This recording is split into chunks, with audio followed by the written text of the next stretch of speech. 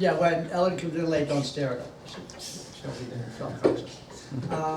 So, since Aaron did such a good job talking about library last time, yes, it occurred to me that we did not need another class on the library, and that there must be something that's important to the PCC vision curriculum threads that you might like to hear about and discuss, right? Didn't take me long. I said, yeah, nobody's done evolution of consciousness as such. So, here we go, all right? It is, by way of background, I hadn't thought about this, but I just thought about it now. Those of you, how many of you are in the mytho speculation? As I thought, I predicted the day that they decided to give this course together, that would be the place to be. Each semester there's a course that sort of you look at it and you say, that's going to be the place to be. All right, it just has a certain elan, you know this word, elan, a certain force. Bergson has a beautiful phrase, elan vital, which is pushing the evolutionary process. So these two, this is what I just thought about, interesting for you. So, you know that the program is Rick's vision and founding and etc. Brian was here before either, not here, he was in San Francisco and doing this kind of cosmic story before either Rick or I came. And then when Rick came, we roped him in, and they were both doing cosmology of an entirely different kind, right? So Rick was doing the interior, the astrological archetypal, as a Jungian would, right? And Brian, trained in mathematics, was doing scientific cosmology with a lot of enthusiasm. Okay, so he does really know the cosmology, but what he's doing is breathing some life into it. He's giving it an etheric body. Okay, but they still were giving courses at the pretty far end of the curricula, or curriculum, their various curriculums, and so I was kind of watching, right, what it would take for them. Sean really covers the entire PCC. He does everything that all of us do. I don't, and the others of us don't. But I was watching how every now and then Brian would ask a question of Rick, and then there was a little bit of more interest, and a little etc. And then something quite wonderful happened. We have a study, the five of us, and also usually Matt and Aaron and Matt. And sometimes, I always invite Vice President Judy Wexler when she can come, and she's always too busy, but she wants to come. So we were studying Bella's Religion and Human Evolution. Big fat book. It took us 2 years to do a chapter, a month. And the takeaway from that study, right, was that Brian and Rick met on the same material with intense enthusiasm. I was sitting there, it was like watching, you know, at a party or a dinner or something, and you see two people kind of discover each other. It was like that, even though they've been in the same department for almost 20 years. So that mytho course comes out of that, and it's part of a passion that the four of us have, not so much Elizabeth. We didn't hire her for evolution of consciousness, we hired her for what she brings, which is different. But this evolution of consciousness comes from many sources, but really it comes from Hegel or Schelling. But it comes from the talk that Matt gave. That really is the beginning of that romantic paradigm. So this department or this program is a romantic program. It comes out of Hegel, Schelling. Even if nobody mentions Hegel, nobody mentions Schelling, and I haven't read Schelling in a long, long time. I did read Hegel a little bit recently, but not often. and yet it is absolutely in my head all the time, all right? And like Plato. Plato's always in the mind of. The other person who's not here, you haven't experienced, is Jake, who will give a course this summer on the Inklings, that is to say the four Oxford, they're sometimes called Oxford Christians, Barfield, Lewis, Tolkien, and Charles Williams. If you want an exciting fictional account of the other world, read Charles Williams. Very amazing and beautifully written. Okay, so he's also in this Hegel, his number one person is Barfield, all right, who comes out of Steiner, but comes out of the whole English upscale literary romantic tradition, and has a book on Goethe, Coleridge, and Steiner called Romanticism Comes of Age. Quite a good type. Okay, now it's all preparatory. So this is a talk which is intended to generate discussion in the hope that this idea of the evolution of consciousness will be one that you'll really get a good look at and see if you're interested in this. And in the essay in Cross Currents, which I hope you read, even though it was, there were more comments in passing than you needed. I hadn't read it, well, probably hadn't read it since I wrote it in 1989, now 25 years ago, and I read it in preparation for class, and I said, this is a kind of stuffy style. It's very different from the way I write now. Very interesting, right? I don't think there's anything wrong with it, it just was different. And lots of little qualifiers and explanations and parentheses and dashes, and all of those dashes that I cross out in your papers, I had lots of dashes. It's kind of fun to watch. Okay, so in that one, I'm placing the evolution of consciousness in an argument, something like that, an exchange with Euston Smith, with whom I had been on many panels, and I knew him very well, we were pals, but we didn't agree on this evolution of consciousness. You may know that in his book, Forgotten Truth, he has a chapter, Change Yes, Evolution No. So he was born in China, and he's something of a Confucian, and not really given to the Hegelian evolution, Western evolution. Then the other person, someone I also knew very well, Eugene Fontenelle, who had published 2 or 3 essays in Cross Currents, the journal that I brought in. I've also published extensively in Cross Currents.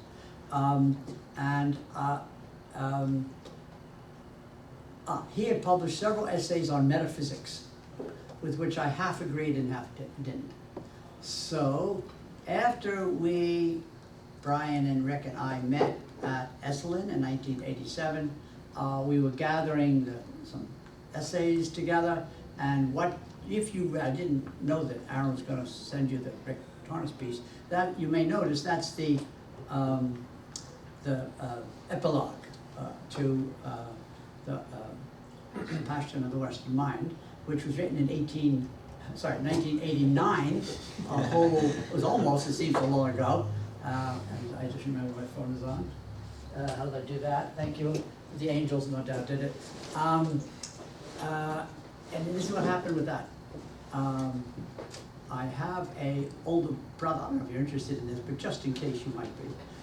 Since we are a community and we tend to talk about what each other's interested in, what we do, and history and whatever. Anyway, so you all know by now, more than once, about the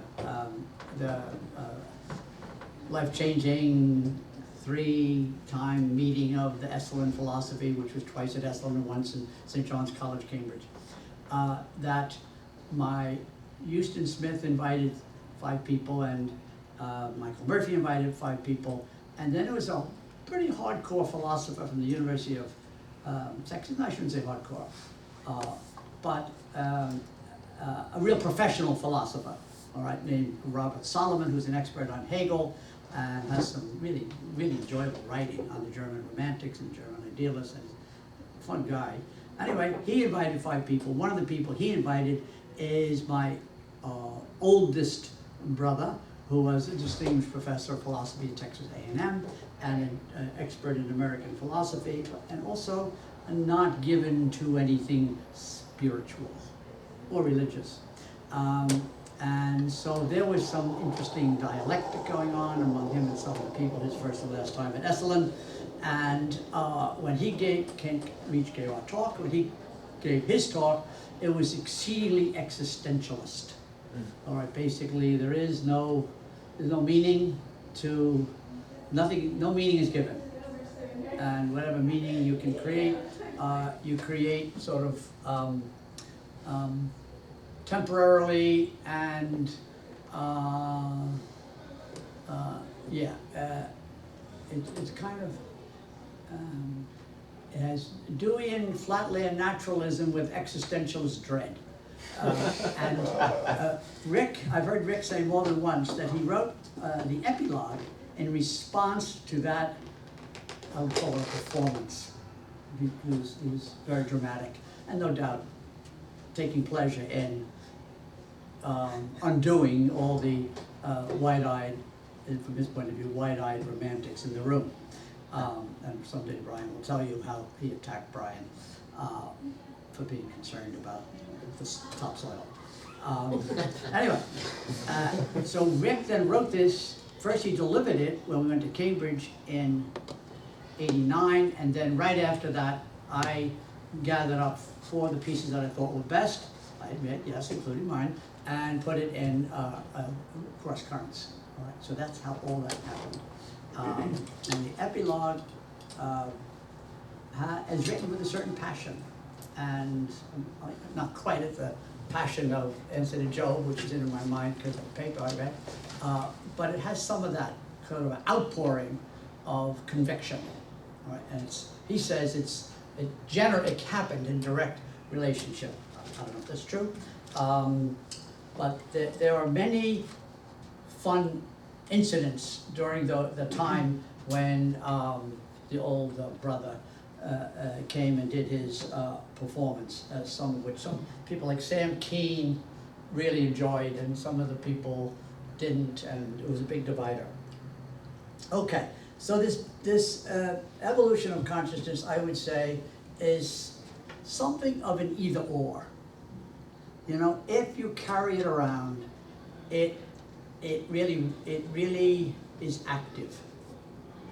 It's a coloration, all right? And you see what you would otherwise not see in a different way.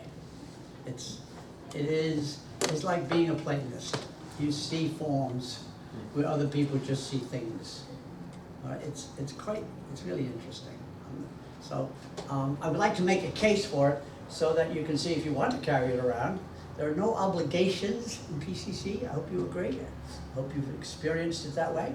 But I hope you get enough of a look at it to say, actually, I could go with it. I'm gonna use that as a paradigm being a way of looking and a way of seeing what you would otherwise miss. Right? It's almost like a kaleidoscope, or getting something in focus. All right? Now, for most people in the Western world, it is putting things in out of focus. All right? It's adding what's not there. And I'm going to try to say what it is that is added. Essentially, what is added is purpose and way background. All right? So there's been a moment that some of you may observe in that course, and I observed many times. When I was teaching with Brian, we gave a course on Teilhard de Chardin and Thomas Berry, and there is a time when I, somewhat provocatively, but friendly, say to Brian, so Brian, help me out. I just want to know what's before the primordial flaring forth. And he laughs, because he's not going to answer that question. Now, that is a place where you either do or you don't start with the evolution of consciousness in the fullest formation. The fullest version of the evolution of consciousness would be something like Whitehead's concept of creativity, all right? Where Concepts, Whitehead's, I'm not paying any attention to my notes because I think I got a way to help you with this. Whitehead's creativity is pure potentiality, and it is emphatically not nothing. For a person who takes seriously the evolution of consciousness, the reality of that pure potentiality is very important, because the consequent nature of God is impossible without the primordial nature of God. In the Indian tradition, very clear and very helpful, Brahman, not with an A, but with an A-N, Brahman, has two, check me, has two,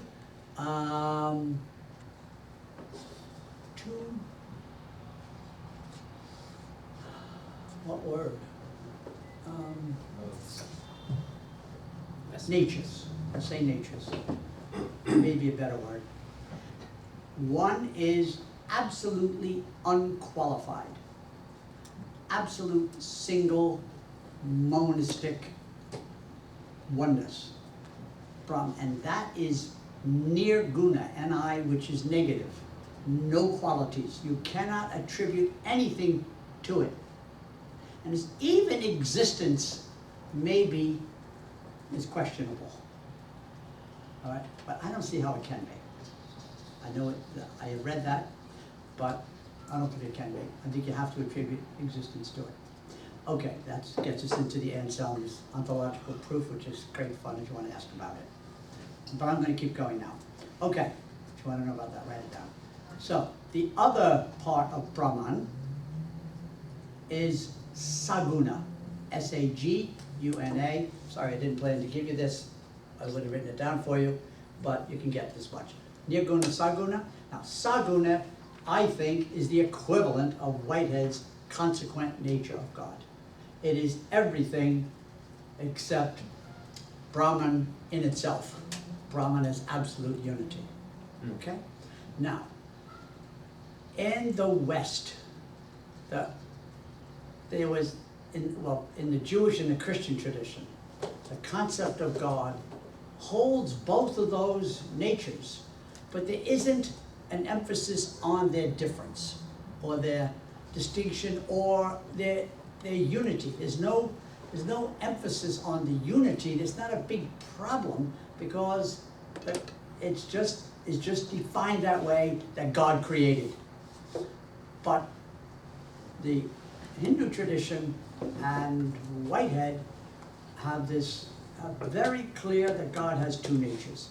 And one of the reasons the Christians don't have it is because they have almost something very like it, namely they have a trinity of a ground of being, and then a being that's involved with human and earth, and then a being that lures history into the future. So it's a little bit similar, not quite. All right, now, start with Hegel.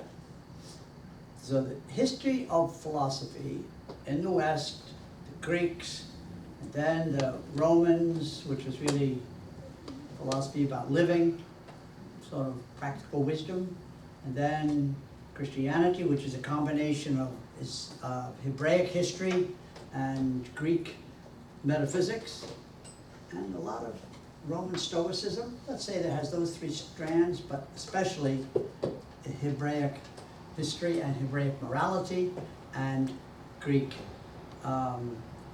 metaphysics.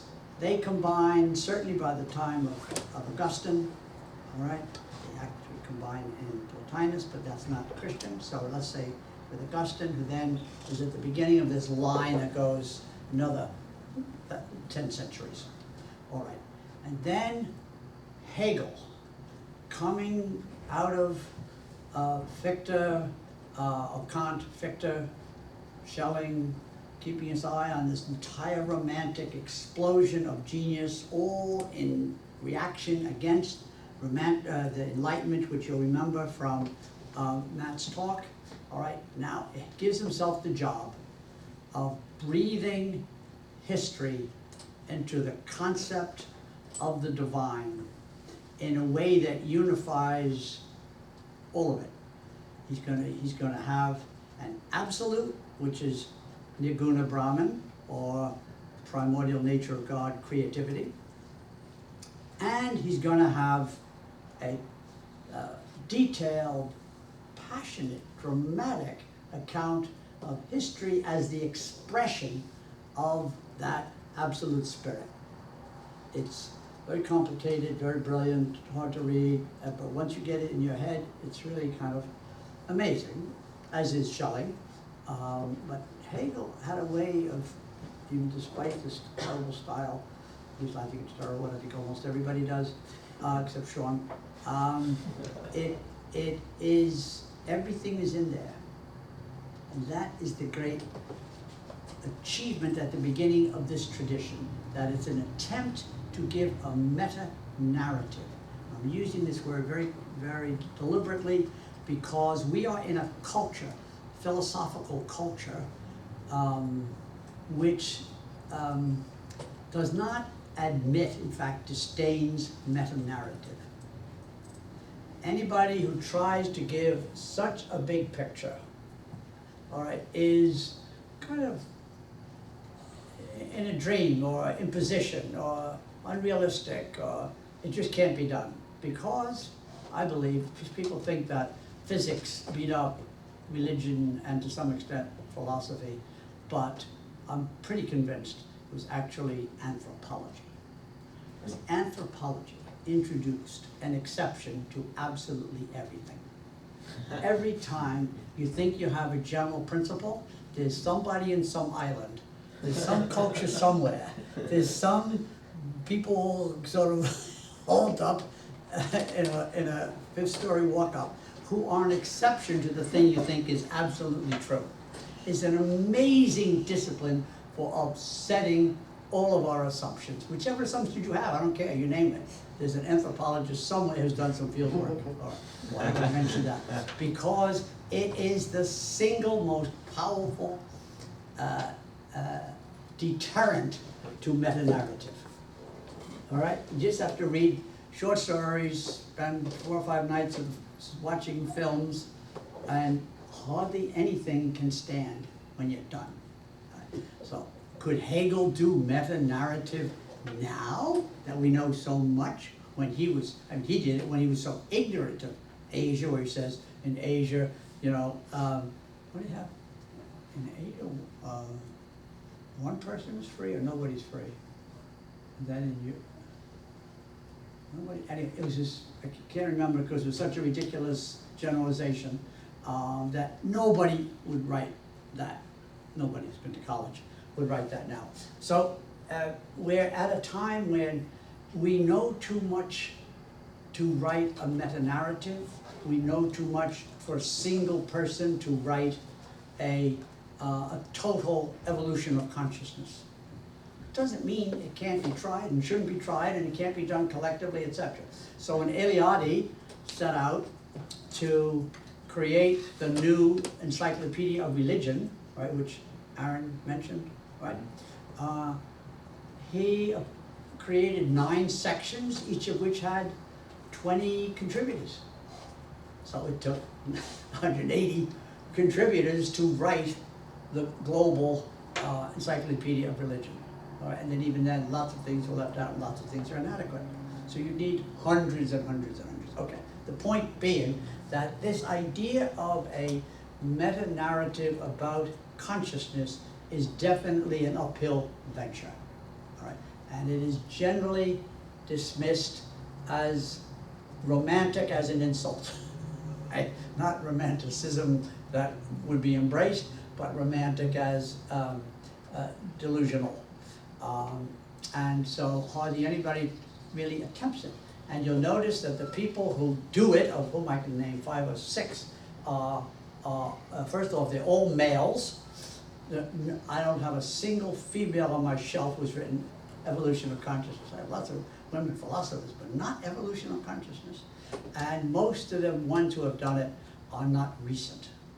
I guess the most recent, someone who started and stopped it, and that's Ken Wilber. He set out to do it, all right? and he has the brain to do it. But then he got distracted or something, who knows. But the others are all really end by mid-century. Teilhard died in 55, Aurobindo in 50, Steiner 25. Who am I missing? Teilhard, Steiner, Aurobindo. Those are the three biggest by far. Yeah, okay? So what we're talking about here is an exception in the intellectual world. All right? And so if you go for a job in philosophy, don't mention evolution of consciousness. You keep this in your study, and you don't say, I'm here to teach evolution of consciousness. Okay, so the fact that it is a minority position, Hegel's also a minority position. Everybody we could mention in this tradition that this program embraces is a minority position in the intellectual world. Doesn't mean it. So is entheogenics, psychedelics, so is breath work, so is astrology, so is. So you're not to say that you are in a bubble, it's that you have selected a program with a coherent minority passion. I hope that's sufficiently positive. I think it is, and it's certainly not for everybody. But judging by the 10 papers that I've read, you took me at my word and you wrote what you believe. It's very interesting. I read one paper after another. And it's like I was waiting for QED at the end, or a fifth, and therefore this is what I think. And it's like, yeah, well, you're in the right place. You think what the other people in this program think. That's how they got here in the first place. Okay. So I gave you an outline. I'm going to start doing some of it. It's called From Primal Mythic Imagination to Rational Scientific Philosophic Analytic Thought to Contemporary Spiritual Intelligence. That could have been done lots and lots of different ways, but the point is to consider, just to consider whether it's true that in the 10th century BCE, both ordinary individuals and extremely important individuals, the bard, let's say, or the prophet, or the leader of the people, they're all important types, whether they had access to, let's say, to, using Jungian terms, archetypes, or the way Steiner talks, to angelic beings, or cosmic intelligence, or and in the Jewish tradition had access to the voice of Yahweh, or not. If you think that's the case, then how did it work then? And was there a kind of immediacy that was then lost? So I've just now introduced language that comes from Owen Barfield's book, which is very prominent for Rick, Sean, Brian, and myself, and it's called Saving the Appearances. Have you read Saving the Appearances, Owen Barfield? Only a couple. Okay, well, it's waiting for you. You will do it. It's only 150 pages, but it could have been 400 pages. Very tight and beautifully upcast English literary elegance. Owen Barfield was a very, very elegant and quite a beautiful, humble person. Okay, so the reason I mentioned Barfield, he has really lifted and frankly improved clarity and succinctness from Steiner. He has this concept of original participation, which was from the beginning of human beings, right, when there was this sort of direct downpouring of spiritual intelligence into human beings, but particularly into some human beings. That is to say, the leaders, the inspired ones, and the inspiring ones, the prophets, the leaders, the Melech and the sages in the Asian tradition. Those people had just like we would call it a download of, or some amazing access through which other people All this, by the way, in different terms, is in Bella's long but very learned and quite wonderful book, Religion and Human Evolution. Okay, then Barfield says, I'm using his language because it's so clear, it's in English and etc. Then he says, once you get a look at that immediacy, that easy relationship, I mean, I don't know if you ever read Homer, people do it less and less, but if you have, then, these all the characters in the Iliad and the Odyssey, all getting these tips, and commands, and how to get out of this mess, and don't go there, and go there, etc. And that's all, that's all happening. And of course, with a modern Western eye, it's just a literary device. But I don't believe for a minute that it was for Homer a literary device, any more than the gods were literary devices. They were archetypal images, and even they didn't understand that as archetypes. That came with Hegel's language. But I hope you've looked at that word, arche, A-R-C-H-E. Am I registering? Arche, A-R-C-H-E. I may have mentioned this to you, did I? Yeah. Okay. Well, here's my big chance. Arche is usually translated in the beginning, but it's in the beginning as in structure, as in the ground, as in what made it possible and gave it foundation. So it's a huge word. It's a word with 4 or 5 meanings. Just parenthetically, Owen Barfield is an expert on the evolution of consciousness by words. And what he does is he studies how a word like arche, and I don't remember him mentioning arche, but I'm doing it right this minute. I'm giving you an example of Barfieldian evolution of consciousness. Arche meant, let's say, had 5 meanings. They were all true. And they were compatible, coherent.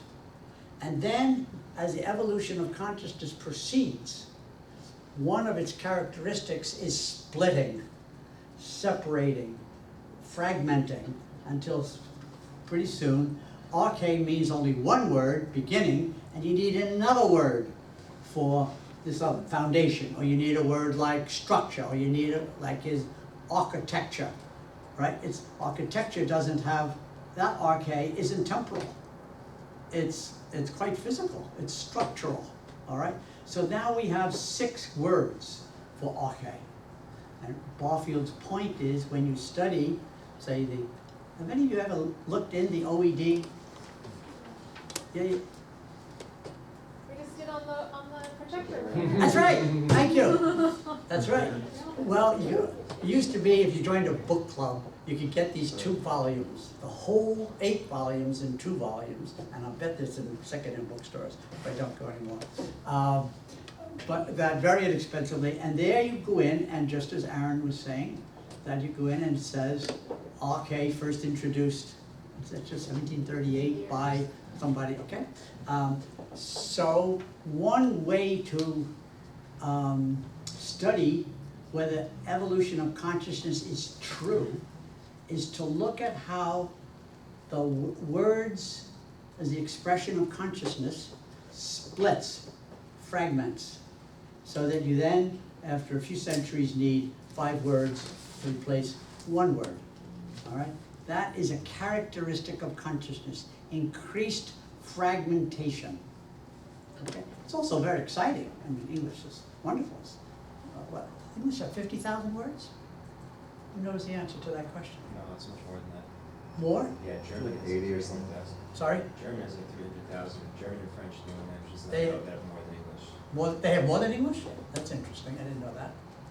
Because English is thought to be very flexible. It is extremely, it's one of the most flexible in the world. Yeah. German has all those compound words. Yeah, yeah. It says 250,000 Yeah. in the Oxford English Dictionary.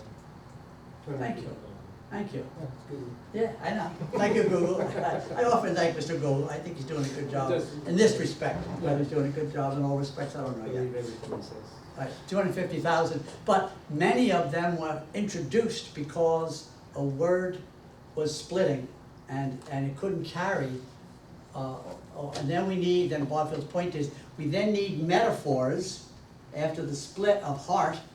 We need then to understand when we say heart with respect to human emotion and human affection, right? It's not the literal meaning, but we're bringing together the two entirely different meanings that used to be one, all right? So we now make metaphors because of the splitting. In fact, one of the best ways to think about evolution of consciousness is to think about it being the process of reuniting what's separated. Evolution of consciousness is the process of trying to bring unity against the inevitable process, inevitable, yeah, okay, inevitable process of fragmenting. Yeah, that is not a bad account of it. Okay, so, you don't need these pages, but I'm gonna follow them. And those original words were just from the direct experience of the archetypes, like downloads? Yes, exactly, right, yes. So I give you some quotes just for free. Well, Proverbs, where there is no vision, the people perish. There's a very respectable Hebrew scripture translation that says, where there is no vision, the people get out of hand. That's not okay. Yes, So Lily. this evolution of consciousness as trying to bring unity against the inevitable fragmentation, would that be a romantic or Hegelian thing? Or Yes. is that pre-Hegelian, like It's- just the human condition, like fear Thank of you. falling apart? It begins. Really good question. Go ahead, yeah? This is a little bit of a complicated question. Is this in relation to Lily? Because I haven't answered Lily yet. Yeah, you should answer Lily. Okay. Good. I'm gonna use the time, actually. Okay, Lily, really, really good question. Like I'm thinking like fighting against chaos, like that's just seems like such a, you know, See, like I a fear think, thing. I think it's true that the conscious attempt to reunite begins in the 19th century Okay. in the West.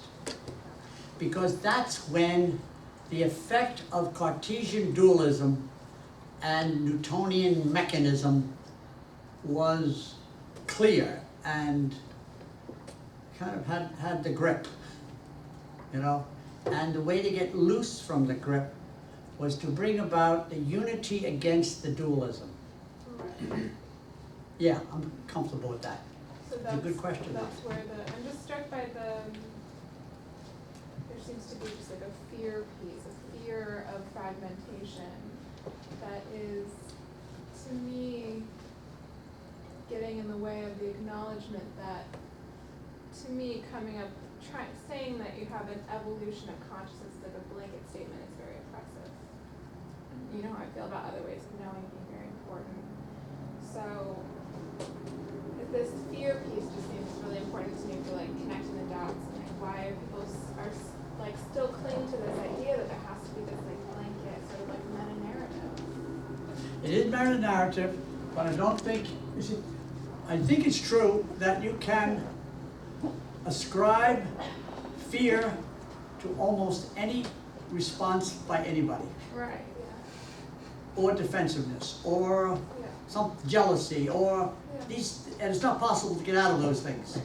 So, but the way I read it, I don't think the Romantics were motivated by fear. They were motivated by the excitement of reunification. Right. I guess that second piece that I was asking was more referring to us now.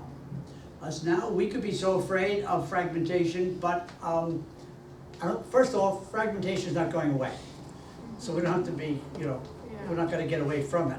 But we could respond to it in such a way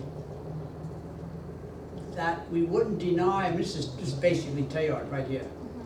Teilhard says, evolution is greater and greater pluralism and greater convergence, and they come together. And he doesn't operate out of fear at all. Okay.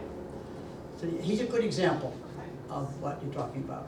Like non-homogenized unity. Letter? Non-homogenized unity. Yes, exactly. Okay. I wasn't getting that before, so that's an important piece. Yeah. Steiner certainly is a radical pluralist. He said everything has to be watched from many perspectives. No perspective is final or eliminates the others. He says that over and over and over again. Emerson does the same. Goethe does the same. Teilhard for sure. Who am I missing? I wonder if they would say that now, though, too. They would say, I think they would say it more. The rise in so much more pluralism, that Right. they would still say that. I hope so, because Yeah. pluralism is exciting, coming out, very exciting. I mean, all the different kinds of music, I think all the so. different kinds of art. You read my paper, you know how I feel about it. I read your paper. Oh, I sent it to you. When? Never mind. On Look, Saturday. I didn't see it. Oh, I hope you send it. I didn't see it. I read everything I received. Oh, okay. We'll figure it out. No, I didn't. Seems to me like we- Finally, you're very patient. Oh, sorry, just real quick. It seems to me like we have less and less pluralism. Yeah, I was That's a gonna different- say that. That's a different story. We have lots? Less and less. Oh, you think so? Oh, that's an Globalization. interesting point. Yeah. Can I get back to that in a minute? Sure, I will give an answer. sure. A position or Right. an opinion, that's what I meant. Yeah, An opinion. globalization. Yeah, You're very patient. my question's really related to Lily's, and I feel like already a little bit more of an understanding is being drawn out just in your dialogue. You know, we talk about how there's been this kind of disdain or pushing away of the meta-narrative, Right. and I think you rightfully brought up anthropology in that regard, but one of the big reasons why that came out in anthropology wasn't just through the field research, but also cultural relativism comes as this reaction to colonialism. You know, was tried to impose so intensely this notion of we are more socially evolved and it is our duty to civilize you. And with this notion of evolution of consciousness, one thing that I do worry about, as much as I feel a kind of emotional reaction to things like relativism, is a different kind of hierarchy. You know, and it's not so much that hierarchy is by its nature oppressive, but it has been, you know.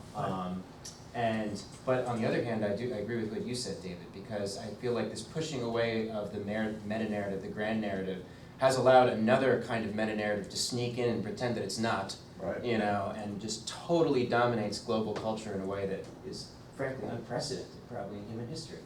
You know, when has there ever been a time in the history of planet Earth in which so many people basically assumed what was going to make them happy, what was the purpose of their lives, how they were going to procure that happiness? You know, it's just so intense, you know, and that has to do with just the globalization. I thought that's what all people in religions thought from all time, What? that they had the religion which would give meaning and happiness to their lives. Yeah, but what I'm trying to say is the globalization of this kind of capitalist, consumerist, industrial culture, you know. What I mean by that India's is, taking it on, everyone's taking on the same yeah, culture. there's the, you know, even like so-called developing nations, they model themselves after us, and, you know. I'm talking about the idea that, you know, there's a billboard there, Right. and this is what's going to make you happy, and I can buy it with money. You Right. know, like, if, you know, that's kind of this, that's part of at least this grand narrative that's pretends to not be a narrative. Anyway, I've totally Really lost good track point. where we were. Really good No, that point. was good, that's on. We're in a thick place. Yeah. Okay, could we come back to this in the second half? When we have more? No, I promise I will, I want to No, come back to it. I'm not, It's very I enjoyable. apologize, I feel Don't like. be apologetic. No. It's a very, I'm with you, we keep going? Brian, help us out. Well, I just wanted to say, no, there's religion, as I understand it, On the a ladder, version Brian. of, I'm just barely Christianity. hearing. a version of Christianity is that, no, we're not gonna be happy on this plane. Right. We have to wait till we get to heaven Exactly. for happiness, so. So this is, the way I read it, I don't know if this is the same as others of you who are, have informed, strong opinion about the the damage of American and generally Western capitalism. But as I read it, it's all the same characteristics of a religion. It has the same missionary, it just has a different creed, but it's the same impulse and pretty much the same effect of working against freedom, against individuality, against creativity. It's a doing, and there's some parts of it are creative, just like there's parts of religions that are creative. But I see them very, very similar in their global outreach. Now, and I'm happy to have us talk more about this in terms of the evolution of consciousness. Okay, David, you want to add? You're going to keep going. I mean, we can keep going, but one thing I would add to that is that if in your religion kind of metaphor there, I guess this is a stronger meta-narrative because there were so many different types of religion that all seem to be giving way to this new way of thinking, this new capitalist mode of thought. Right. That seems to be a meta-religion. Yeah, that's a good point, David. But I think it's also true that Western capitalism is not replacing the religions. It's an overlay. Yeah. Yeah, I think so. We're gonna keep going with this. I'm I'm not unhappy. Just the I last, think we could the have a last better thing you said. conversation if I did more. Go ahead. The last thing you said, I'm worrying about, because if you're arguing that this is a religion, which I agree with, materialism or consumerism, I think it is overtaking other religion. And because if you're going to have religion, you need to have some belief, I think this is safe to say, in a transcendent. Right. And this new religion, consumerism, that belief doesn't exist.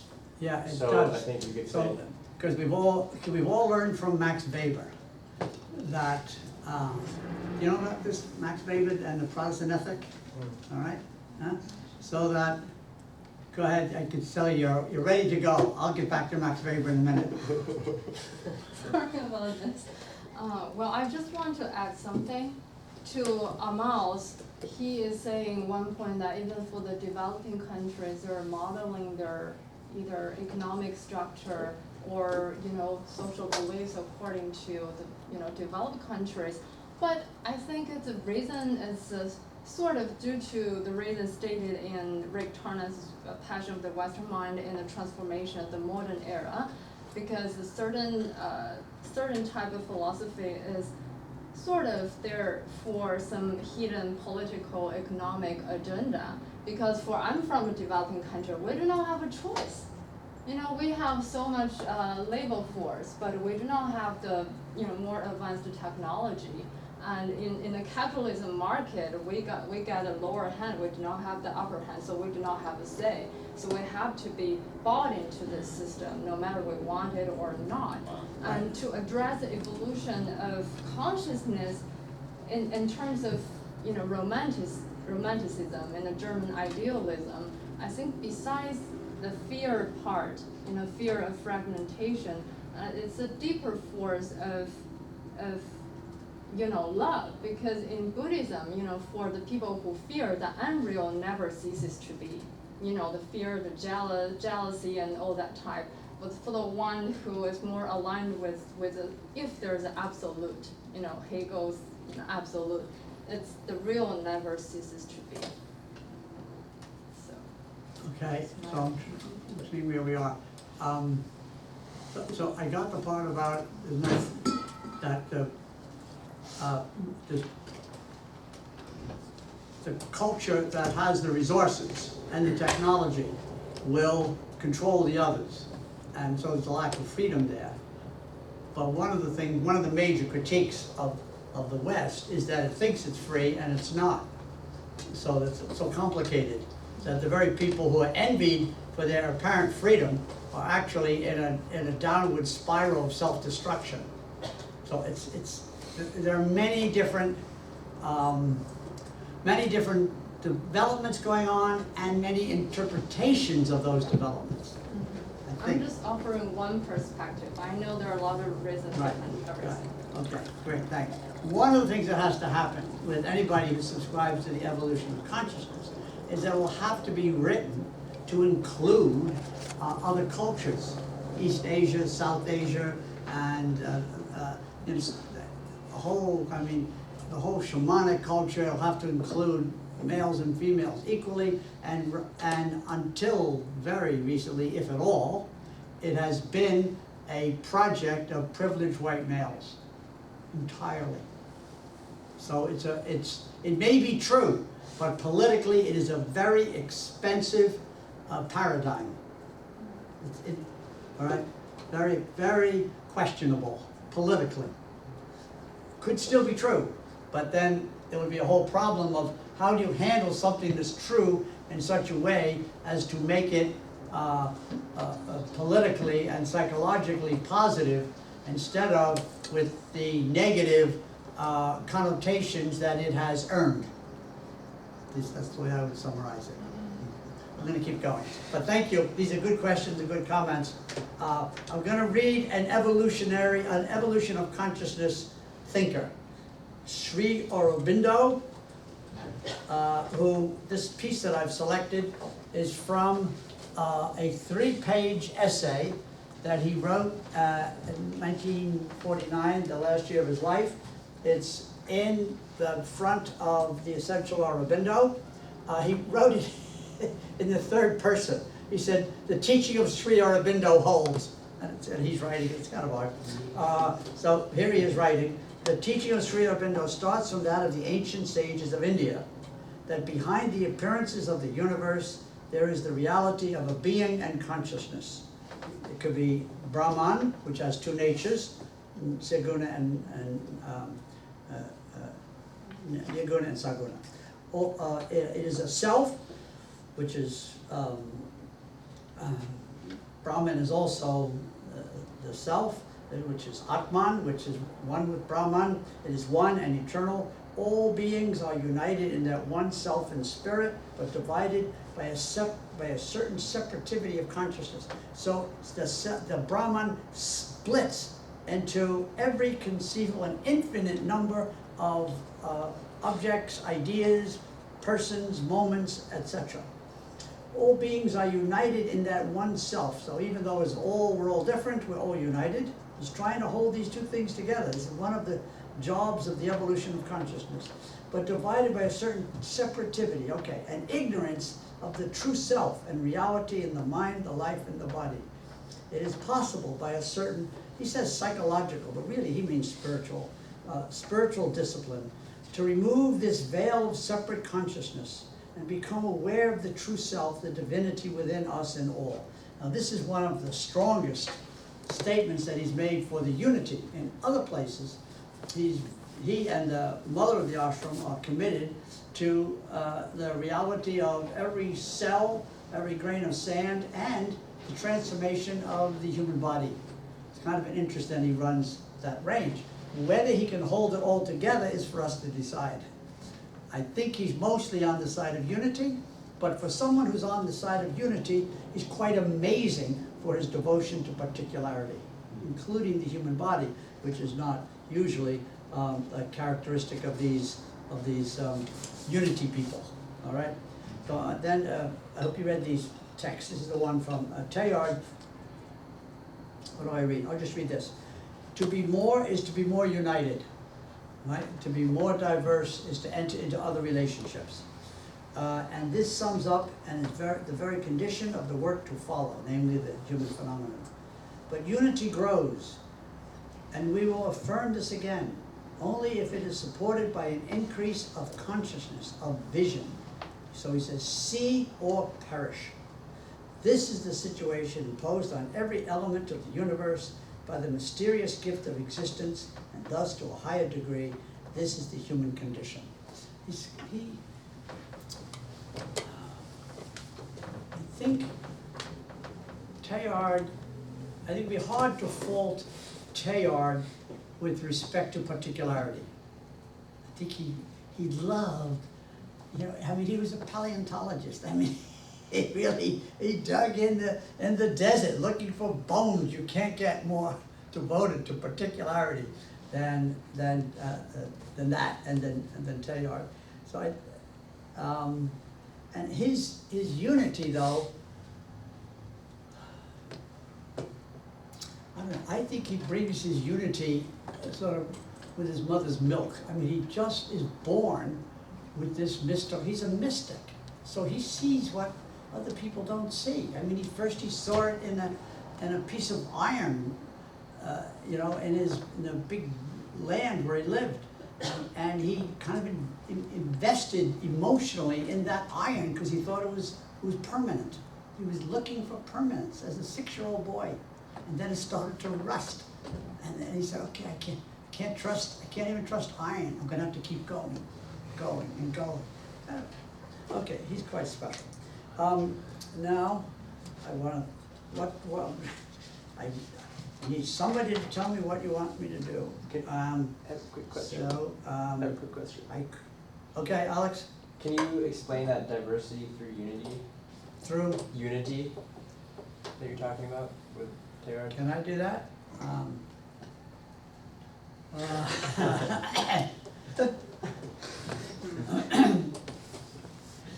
I can try.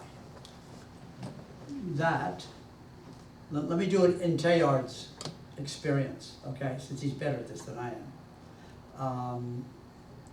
By a lot, which is why I read him, not me.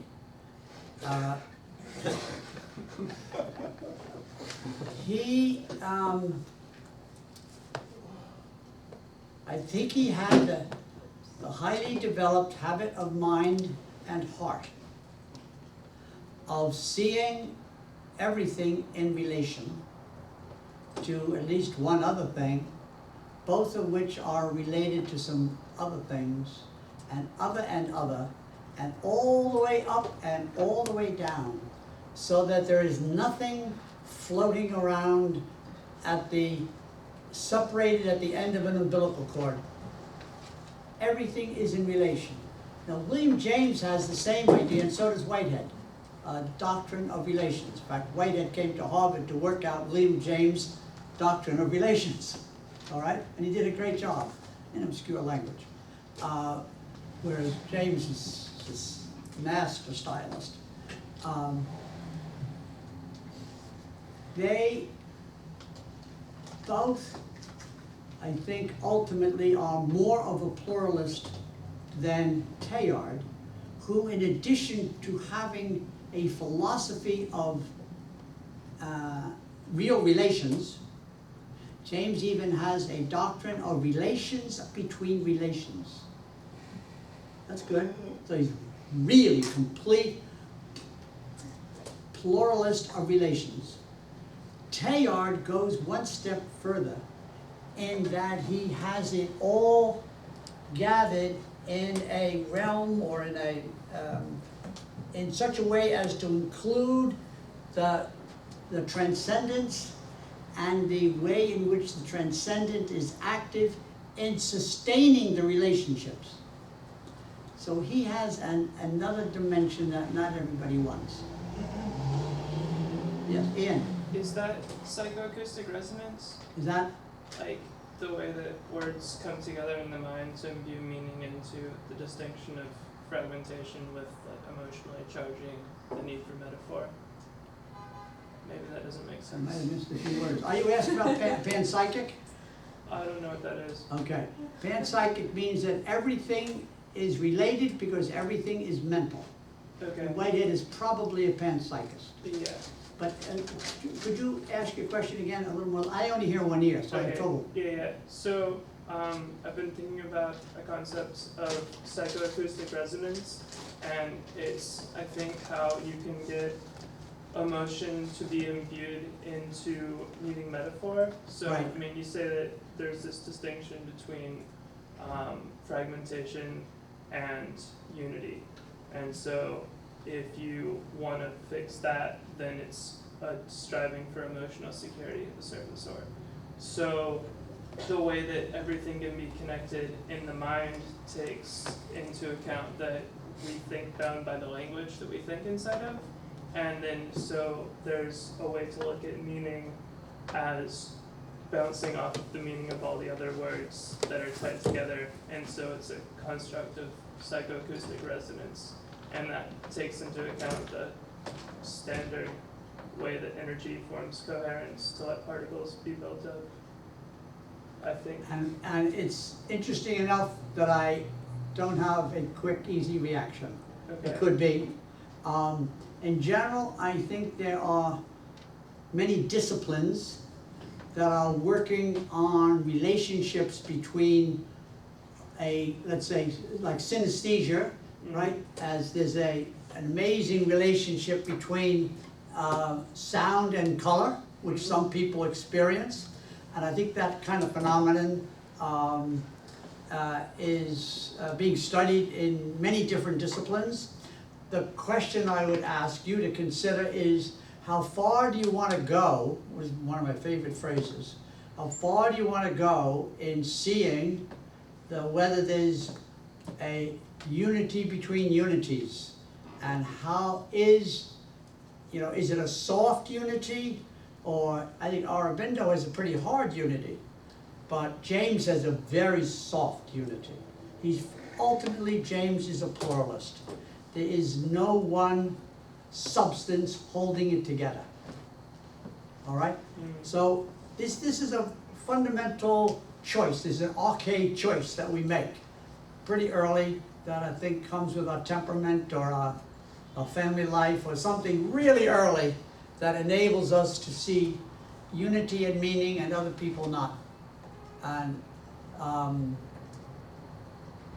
James has this brilliant analysis of the sick soul and the healthy-minded philosophers, and he says, what's perfect, he didn't need to tell me, that he is a sick soul, in the sense that he sees that the cup is at least half empty, and if you fill it up, it'll leak or it'll moldy or something, that there's no way to get it to stand still and be complete and final and finished and positive. So he said that's a kind of a hardy philosophy, unlike people, the romantics, right, which he is sort of, but also isn't, says that those are the people who hold it all together in a kind of nice, but it's really not tough. It's too, yeah. So, okay, I'm gonna keep going. I'm deciding, I love your questions and the discussion, so I'm trying to think what I should do. I know what I should do. We should break. And when we come back, I will put on the board every topic that you want to discuss. All right? And some other ones too. Huh?